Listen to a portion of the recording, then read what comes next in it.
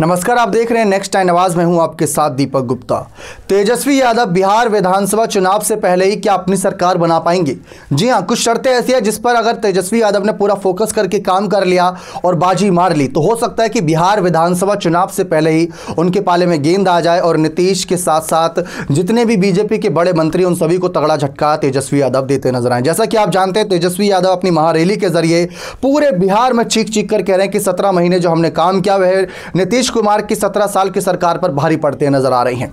अब इसमें कितनी हकीकत है कितनी नहीं, ये बिहार की जनता भली भांति जानती है, लेकिन हम आपको कुछ ऐसे आंकड़े बताने वाले हैं जो आप सुनकर कहीं ना कहीं दंग रह जाएंगे। पहला ये आंकड़ा है कि अगर लोकसभा चुनाव की हम बात करें तो आरजेडी के लिए हमेशा ही लोकसभा चुनाव बहुत नुकसानदायक रहा है।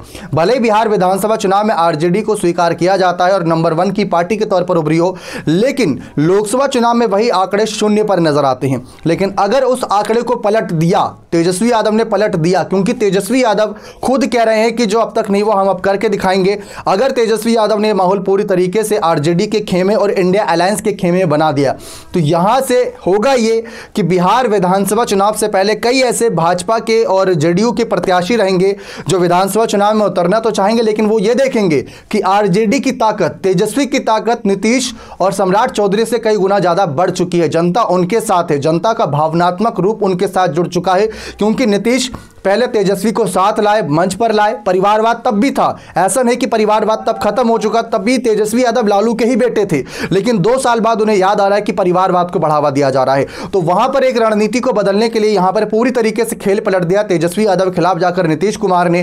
तेजस्वी ने जो स्पीच दी थी अपनी विधानसभा चुनाव में, विधानसभा के अंदर, वो भी बहुत वायरल हुई जनता के बीच। जनता ने उसको सुना और उससे जुड़ी।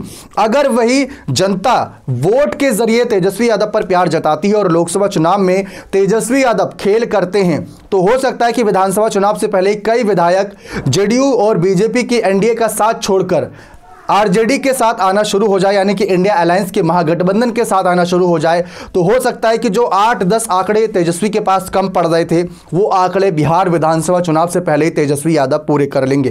क्या आपको लगता है कि तेजस्वी अपने इस मिशन में कामयाब हो पाएंगे? लोकसभा चुनाव में आरजेडी को बड़ी पार्टी बना पाएंगे या नहीं? अपनी राय कमेंट सेक्शन में जरूर रखिएगा। बहुत बहुत धन्यवाद।